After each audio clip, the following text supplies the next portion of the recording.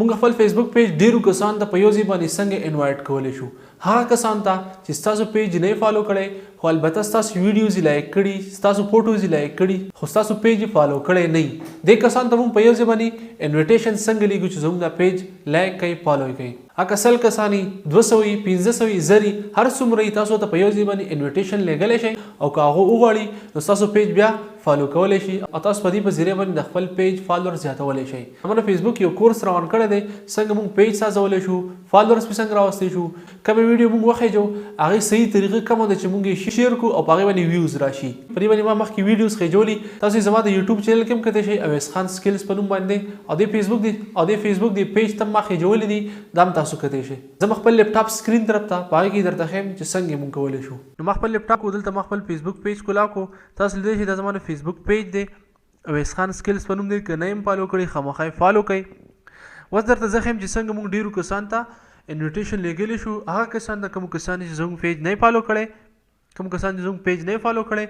خو زموږ ویډیوز یې لایک کړي زموږ فوټوز یې لایک کړي دا طریقه موږ په لیپټاپ پی سي کې کوو ځکه دا په موبایل کې نه کېږي. که په موبایل کې کول غواړئ موبایل کې هم کولی شئ. د هغې طریقه دا ده چې تاسو په کروم کې تاسو خپل کروم چې دی هغه ډیسکټاپ موډ ته واړوئ او بیا پکې خپل پیج کولاو کړئ آی ډي پکې کولاو کړئ پیج پکې کولاو کړئ او بیا پکې تاسو دا طریقه کولی شئ. اوس زه په خپل لیپټاپ کې کوم نو ما پکې خپل پیج دلته کې کولاو کړی دی. اوس ځینه مخکې به زه چل کومه دلته تاسو ښکاري میسنجر د آیکن پر دې مسنجر پر آیکن به تاسو کلیک کړئ کله تاسو کلیک کړئ به دې باندې یو نوی ټیب به کولاو شي دا زوړ ټیب دی نوی ټیب کولاو شو په نوي ټیب کې به ستاسو کوم مسنجر دی هغه به کولاو شي تاسو چې ایس ام ایس کړي دي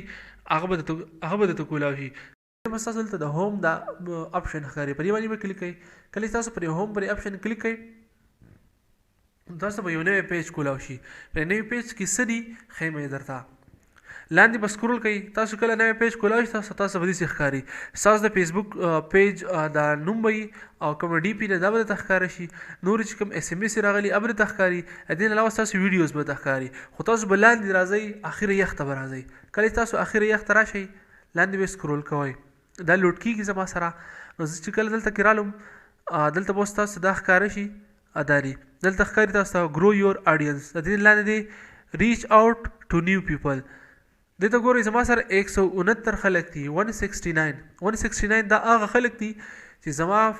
زما پیج نه دی فالو کړی خو البته زما ویډیوز یې لایک کړي دي زما چې کوم فوټوز دي هغې لایک کړي دي کمنټس یې پې کړي دي خو پیج یې رانه دی فالو کړی. دې کسان ته به زه په یو ځای باندې انویټیشن لیږم چې زما دا پیج چې کوم دی دا فالو کړئ